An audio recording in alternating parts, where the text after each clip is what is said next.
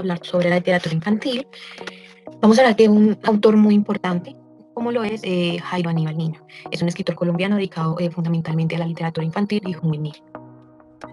Él nació el 5 de septiembre de 1941 en Moniquira, Boyacá. Él es un escritor colombiano que se enfoca principalmente en la literatura infantil y juvenil y escribe unas de las obras de mayor impacto como tal en Latinoamérica. Aunque también ha escrito maravillosas narrativas para el adulto y poesía y teatro. Una de las obras más famosas del autor es El Monte Calvo, publicado en 1975, y La Madriguera, publicada en 1979. Acá estamos visualizando una de las obras más destacadas del autor, la obra del Zorro de Jairo Aníbal Niño.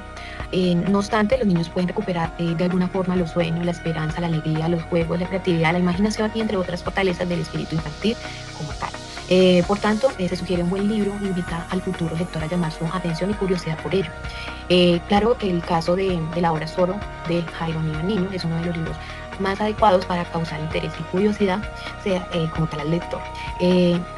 Históricamente la literatura infantil y juvenil ha sido una de las especies de verdadero ideológico donde cabía todo lo que estaba mal escrito o impreso porque se creía que bastaba con darle al niño cualquier texto, cuando lo que más apropiado para el niño es un libro que lo llene de gozo a primera vista y estimule a seguir leyendo. No un texto que acabe con sus expectativas hacia la lectura. Estimula su vocación por la lectura, enriquece el interés, el desarrollo de las destrezas y el pensamiento creativo. Esos son uno de los puntos más importantes. Cuando hablamos del objetivo, es el que consiste en aplicar la fantasía como el estímulo de la creatividad y la imaginación a través de la obra Zorro por el autor Niño. eh, eh, en ella se une la realidad y la fantasía. Uno de los objetivos consiste en aplicar que las personas de la obra, específicamente se requiere que esta actividad los estudiantes consigan escribir con los tipos de características y situaciones humanas representadas en la obra. En vista del manejo y la aplicación en los personajes, se retoman al género del cuento, lo cual se producirá como uno de los ejes conductores didácticos, empleándose como un mecanismo para el desarrollo de las destrezas del pensamiento creativo.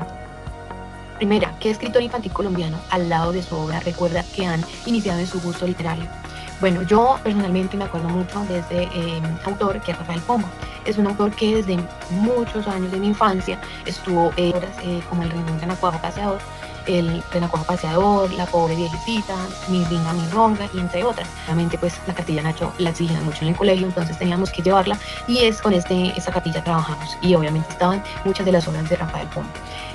¿Cuál ha sido la influencia de los escritores literatos colombianos en materia de creación infantil?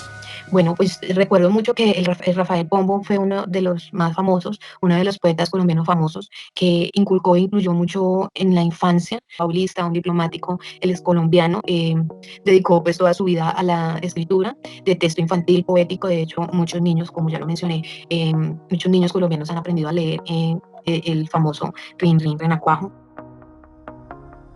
Bueno, la literatura infantil, quiero recalcar un poco más sobre ella. La literatura infantil transmite el deleite y el gozo estético de los jóvenes lectores u oyentes, satisfaciendo las necesidades de permanentes a un mundo distinto, desarrolla valores éticos y adquisiciones y conocimientos.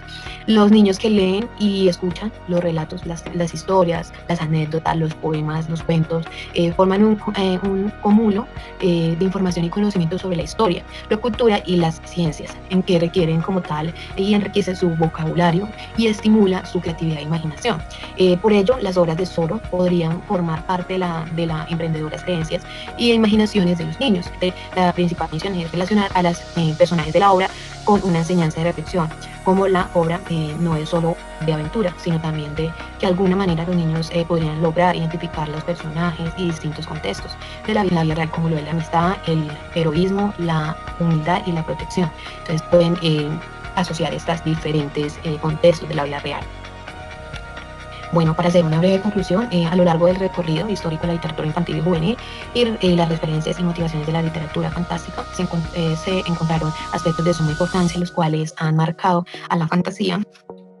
La narración infantil actual tiende a difuminar las fronteras en fantasía y realidad, es decir, que en la lectura de la narración no se puede identificar con claridad qué es realidad y qué es fantasía.